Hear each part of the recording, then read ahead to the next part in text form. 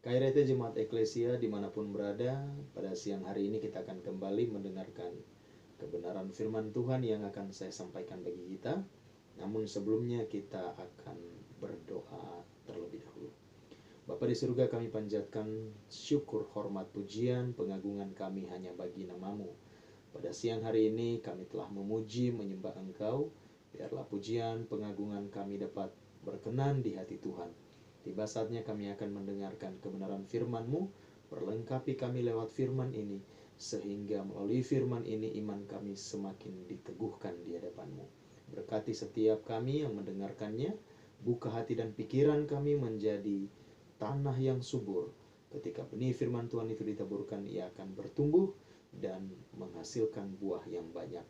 Hamba-Mu yang dalam keadaan status sebagai manusia berdosa, yang penuh keterbatasan, kami berdoa memohon kekuatan daripada Roh Kudus untuk mengurapinya, memakai bibir mulutnya untuk memberitakan apa yang menjadi kehendak Tuhan. Berbicara kepada kami pada siang hari ini, kami telah siap mendengarkan firman-Mu. Di dalam nama Tuhan Yesus kami berdoa.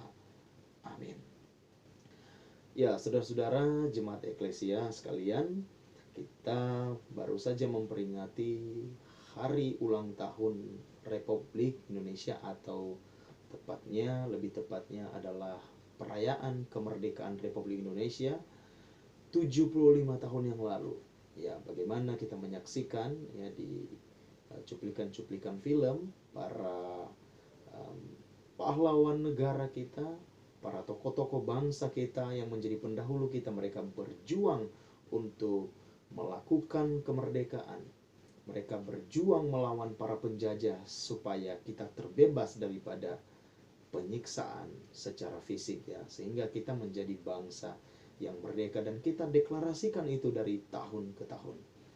Ya, saudara-saudara, namun seringkali masyarakat, ya banyak masyarakat yang mengeluh. Ya, ada masyarakat yang ketika mungkin dalam sisi ekonomi dia terbatas, seringkali kita dengar ucapan-ucapan yang begini dari masyarakat.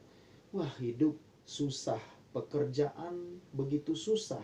Semakin hari ya orang yang berpendidikan yang terpakai, kita yang tidak berpendidikan, kita semakin susah, semakin tidak punya tempat pekerjaan. Dan banyak orang yang dalam keadaan itu mereka mengklaim itu sebagai satu keadaan yang belum merdeka.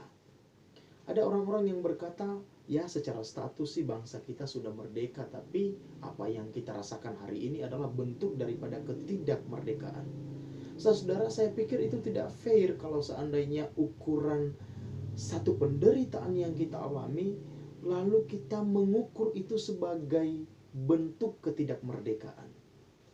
Saudara, sebagai kemerdekaan secara bangsa, saudara, kita sudah mengalami kemerdekaan 75 tahun yang lalu, dan kemerdekaan itu hanya satu kali saja terjadi, dan selamanya tidak mungkin bangsa Indonesia merdeka secara berulang-ulang. Namun banyak saja masyarakat yang masih bersungut-sungut, wah saya masih belum merdeka ya, sehingga ada kelompok-kelompok tertentu yang mungkin ingin memisahkan diri dari bangsa kita. Kenapa? Karena masih merasa dirinya berada dalam penjajahan. Saudara-saudara, sebagai orang-orang percaya juga, sebagai orang-orang yang telah ada di dalam Kristus, kita juga telah mengalami kemerdekaan yang telah dilakukan oleh Kristus melalui kematiannya di atas kayu salib. Dan kemerdekaan itu hanya satu kali saja terjadi, satu kali dan selamanya. Saudara-saudara, oleh sebab itu kita harus hidup sebagai orang-orang yang telah merdeka. Jangan lagi kita merasa diri kita bahwa kita belum dimerdekakan. Jangan lagi kita merasa bahwa diri kita seperti orang-orang yang sedang berada dalam satu belenggu. Saudara-saudara, pada saat Kristus telah memerdekakan kita, maka kemerdekaan itu berlaku sekali untuk selamanya. Tidak mungkin Kristus disalibkan lagi untuk kedua kali supaya kita dimerdekakan lagi. Makanya Paulus berkata, saudara, tidak mungkin. Paulus berkata, kita tidak boleh menjadikan kemerdekaan itu sebagai satu kesempatan bagi kita untuk kehidupan di dalam dosa. Karena kalau seandainya kita hidup di dalam dosa, dosa itu mengikat hidup kita, artinya kita tidak benar-benar merdeka. Dan apakah kita harus meminta Kristus lagi untuk kedua kali mati di kayu salib supaya dia memerdekakan kita?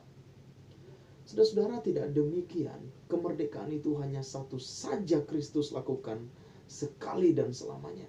Kemerdekaan itu kekal adanya. Kemerdekaan itu hanya terjadi satu kali dan selamanya. Oleh sebab itu, mari kita sungguh-sungguh hidup sebagai orang-orang yang telah merdeka. Jangan sampai kita menyia-nyiakan satu kemerdekaan, satu kebebasan kehidupan dari dosa yang telah dikerjakan oleh Kristus bagi kita 2000 tahun yang lalu. Saudara-saudara yang terkasih dalam Kristus, mari kita buka firman Tuhan di dalam kitab Efesus pasal yang kedua ayat yang ke-19.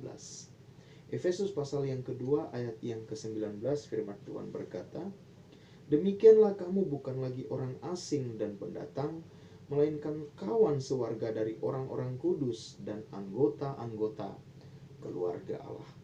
Saudara-saudara, tema yang mau saya bagikan bagi kita pada siang hari ini yaitu menyatu dalam persekutuan. Saudara-saudara, kita sebagai orang-orang yang telah dipanggil untuk menjadi percaya kepada Kristus, artinya kita yang telah dipanggil untuk dimerdekakan, maka kemerdekaan itu membawa kita pada satu persekutuan, saudara-saudara. Artinya ketika kita telah dimerdekakan oleh Kristus, tidak ada lagi tembok pemisah di antara kita. Dahulu kita tidak saling mengenal satu sama lain. Dahulu mungkin kita berkata bahwa saya berasal dari latar belakang ini, saya berasal dari kepercayaan yang ini, saya berasal daripada status keluarga yang berbeda dengan orang lain. Artinya ada tembok pemisah di antara kita. Tetapi setelah kita menjadi satu kesatuan di dalam Kristus, setelah kita dimerdekakan, saudara-saudara, maka tidak ada lagi tembok pemisah di antara kita. Kita telah menjadi merdeka. Kita menjadi orang-orang yang bebas secara status. Saudara, artinya tidak ada lagi tembok di antara kita. Saudara, itulah sebabnya saudara, persekutuan itu sangat penting bagi kita sebagai orang-orang percaya. Persekutuan itu artinya dipersatukan menjadi satu. Kalau kita telah dipersatukan menjadi satu oleh kematian Kristus, artinya ada satu hubungan atau ikatan yang tidak dapat dipisahkan di antara kita sebagai orang-orang percaya. Saudara-saudara yang terkasih, seringkali ketika kita bertemu dengan seseorang, ya mungkin kita tidak mengenal dia dan dia juga sama sekali tidak mengenal kita. Bukan saja tidak mengenal, bahkan tidak pernah bertemu. Misalnya dalam satu kendaraan, misalnya saudara, katakanlah kereta api saudara. Ya ketika kita naik ke atas kereta api, ya tanpa sengaja kita duduk di samping seseorang yang tidak kita kenal. Lalu entah bagaimana saudara caranya kita mulai berbicara dengan orang itu. Dan dia juga begitu care dengan kita. Ketika dia mulai menceritakan atau memberitahukan tentang identitasnya bahwa dia adalah orang percaya, saudara, secara emosi, saudara, secara perasaan kita langsung terkoneksi dengan dia. Dan secara perasaan saudara, kita langsung menjadi akrab dengan dia karena dia juga adalah orang yang percaya kepada Kristus. Saudara, sekalipun kita tidak mengenal seseorang, tapi kalau kita tahu bahwa dia adalah orang percaya, saudara, kita akan langsung merasa ada hubungan persekutuan dengan dia. Saudara, itulah hebatnya kekuatan daripada Kristus, saudara, yang mempersatukan kita. Orang yang tidak kita kenal sekalipun, yang tidak pernah bertemu, tetapi ketika kita mengetahui bahwa dia adalah orang yang percaya, saudara, hubungan ikatan persekutuan itu saudara akan muncul secara tiba-tiba. Saudara, mari kita mempertahankan persekutuan kita sebagai orang-orang percaya yang telah dimerdekakan oleh Kristus di atas kayu salib. Saudara, di dalam 1 Korintus pasal yang ke-12, kita itu disebut seperti anggota-anggota tubuh yang saling melengkapi, yang saling membutuhkan. Artinya ketika kita menjadi orang-orang percaya, saudara, ketika kita menjadi satu di dalam Kristus, maka kita telah menjadi satu seperti anggota-anggota tubuh. Makanya nanti dalam 1 Korintus pasal yang ke-12 itu Paulus menyebut tidak mungkin tangan berkata saya bukan bagian dari tubuh. Tidak mungkin kepala berkata saya bukan bagian dari tubuh. Tidak mungkin telinga berkata saya bukan bagian daripada tubuh. Kalau begitu di manakah pendengaran? Saudara, artinya ketika kita dimerdekakan, saudara, dan kita menjadi satu kesatuan dalam Kristus, artinya kita menjadi satu tubuh yang tidak dapat dipisahkan. Ya. Artinya ada di antara kita yang menjadi tangan, ada di antara kita yang menjadi telinga, ada di antara kita yang menjadi kaki, yang menjadi badan, yang menjadi kepala, dan sebagainya. Artinya kita satu tubuh, saling melengkapi satu sama lain sebagai tubuh Kristus. Saudara, mari kita lihat dua hal, saudara, mengapa penting bagi kita untuk menyatu dalam persekutuan. Saudara-saudara, mengapa penting bagi kita untuk menyatu dalam persekutuan, saudara? Karena yang pertama yaitu kita satu warga negara. Di ayat yang ke-19 dikatakan, demikianlah kamu bukan lagi orang asing dan pendatang, melainkan kawan sewarga dari orang-orang kudus dan anggota keluarga Allah. Saudara, setelah Kristus memerdekakan kita, saudara, secara otomatis, saudara, kita menjadi satu warga negara, yaitu warga negara kerajaan Allah. Saudara, ada sedikit masalah yang dihadapi oleh jemaat Efesus ini, saudara, karena jemaat Efesus ini terdiri dari orang-orang Yahudi dan non-Yahudi. Orang-orang Yahudi artinya orang-orang Ibrani, orang-orang Israel yang telah percaya kepada Kristus dan menjadi Kristen, saudara. Nah, permasalahannya, saudara, orang Yahudi itu memang sudah sejak zaman perjanjian lama sampai perjanjian baru, setiap orang Yahudi itu, saudara, punya konsep di dalam pemikirannya bahwa mereka adalah bangsa yang berbeda dari bangsa yang lain. Mereka mengklaim dirinya sebagai bangsa atau umat pilihan, yaitu bangsa yang kudus. Sehingga ketika mereka bertemu dengan bangsa-bangsa yang lain yang bukan Israel, saudara, sekalipun sama-sama orang Kristen, mereka akan mengucilkan bangsa-bangsa yang berbeda dengan mereka, sekalipun sama-sama Kristen. Artinya bahwa konsep tentang rasisme itu, saudara, masih kental di dalam benak orang-orang Yahudi. Mereka mengklaim dirinya sebagai umat perjanjian, sehingga mereka tidak boleh berbaur dengan yang berbeda dengan warga negara mereka. Mereka tidak boleh berbaur dengan non-Yahudi, saudara-saudara. Padahal sama-sama Kristen. Nah, jemaat Efesus itu, saudara, ada sebagian yang latar belakang sukunya adalah orang-orang Yahudi.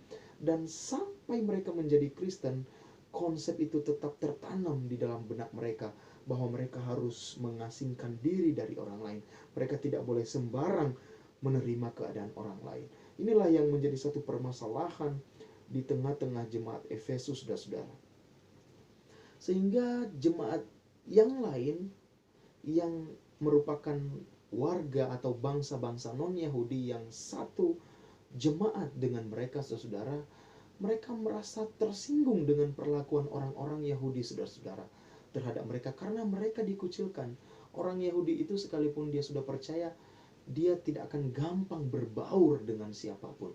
Kalaupun dia mau berbaur dengan orang lain, artinya orang lain itu harus melakukan adat mereka. Artinya orang lain itu harus melakukan hal-hal yang harus dilakukan, yang terbiasa dilakukan oleh orang Yahudi. Artinya begini, saudara, kalau seandainya misalnya orang-orang Efesus asli misalnya mau berbaur dengan orang-orang Kristen Yahudi, maka orang-orang Efesus asli itu, saudara, mereka harus menyunatkan dirinya seperti yang dilakukan oleh orang-orang Yahudi. Artinya mereka masih melakukan satu persyaratan-persyaratan yang merupakan adat istiadat orang Yahudi. Barulah orang-orang Yahudi akan bisa berbaur dengan mereka. Saudara, makanya Paulus, penting sekali bagi Rasul Paulus menulis, saudara, surat kepada jemaat yang ada di Efesus ini, yaitu Paulus membahas tentang pentingnya persekutuan. Paulus akan mengingatkan jemaat Yahudi ini dan non-Yahudi ini bahwa dulu memang kamu adalah orang asing. Bahwa dahulu kamu bukanlah satu warga negara. Ya, karena kamu berasal dari warga negara Yahudi dan non-Yahudi. Tetapi setelah kita ada di dalam Kristus, Paulus mau berkata kepada mereka bahwa kita telah diadopsi menjadi warga kerajaan Allah. Yaitu kita memiliki satu warga negara, yaitu warga negara kerajaan Allah. Saudara-saudara, tidak ada lagi perbedaan di antara kita. Secara khusus di eklesia, kita berasal dari berbagai latar belakang suku yang berbeda-beda. Tetapi ketika kita dipersatukan sebagai tubuh Kristus dalam satu persekutuan, tidak ada lagi perbedaan di antara kita. Kita menjadi satu warga negara. Saudara, itu yang pertama. Yang kedua, saudara-saudara, mengapa penting bagi kita untuk menyatu dalam persekutuan dengan Kristus? Yang kedua, karena kita adalah satu keluarga. Saya ulang baca ayat yang ke-19 tadi. Demikianlah kamu bukan lagi orang asing dan pendatang, melainkan kawan sewarga dari orang-orang kudus dan anggota-anggota keluarga Allah. Saudara, yang kedua, kita adalah satu keluarga. Saudara, kata keluarga yang dipergunakan di dalam Alkitab itu, saudara, yaitu akar katanya, yaitu kata oikos, yang artinya rumah atau tempat tinggal. Saudara, artinya kita mempunyai satu tempat di dalam kerajaan Allah. Status kita, saudara, kita menjadi satu keluarga setelah kita menjadi percaya kepada Kristus. Sebagai satu keluarga, saudara, seharusnya kita akan saling mendoakan satu sama lain. Apakah sering kita sebagai jemaat eklesia, saudara, apakah kita sering meluangkan waktu kita untuk mendoakan saudara-saudara kita, saudara-saudara yang satu gereja dengan kita, yang merupakan satu tubuh dengan kita? Apakah kita saling memperhatikan satu sama lain selama ini? Apakah kita saling menguatkan satu sama lain ketika yang lain sedang menghadapi beban berat, ketika yang lain sedang menghadapi satu pergumulan? Apakah kita yang percaya bahwa kita adalah satu keluarga, apakah kita saling menguatkan satu sama lain? Saudara, jikalau selama ini kita belum melakukan hal ini, mari kita sungguh-sungguh merefleksikan diri kita. Kita adalah satu keluarga. Artinya apa yang dirasakan oleh saudara seiman kita, kita juga akan turut merasakannya karena kita satu keluarga. Kita akan memperlakukan saudara seiman kita layaknya orang tua kita, layaknya anak kita, layaknya saudara-saudara kandung kita, layaknya keluarga kita, saudara-saudara.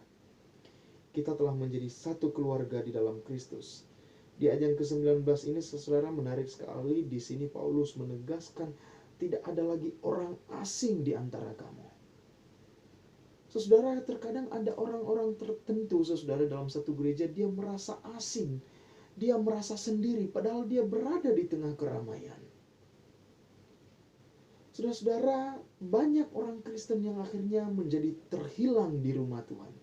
Terhilang di rumah Tuhan itu dalam pengertian dia tidak lagi datang ke gereja, dia meninggalkan gereja karena ulah daripada orang Kristen sendiri yang mungkin tidak menerima dia, saudara, dengan sungguh-sungguh.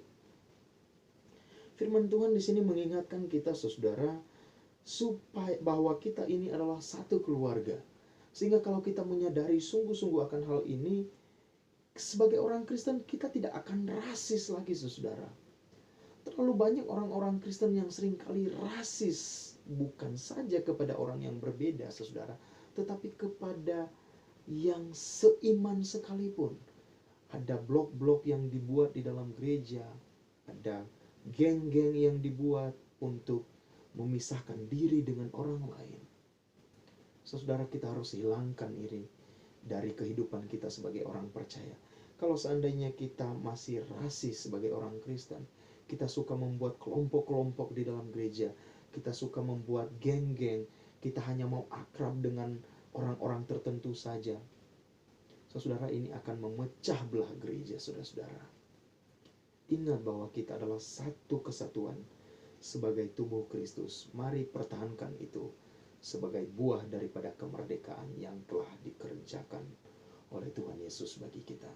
Saudara, kiranya firman ini boleh meneguhkan iman kita, dan Tuhan Yesus memberkati. Mari kita berdoa. Bapa di surga, kami bersyukur kepada Engkau untuk firman-Mu pada siang hari ini. Hamba-Mu telah berhenti untuk berbicara, dan kiranya Roh Kudus mengerjakan firman ini di dalam hati dan pikiran kami. Kuasai kami dengan kuasa daripada Roh Kudus. Di dalam nama Tuhan Yesus kami bersyukur dan berdoa. Haleluya. Amin.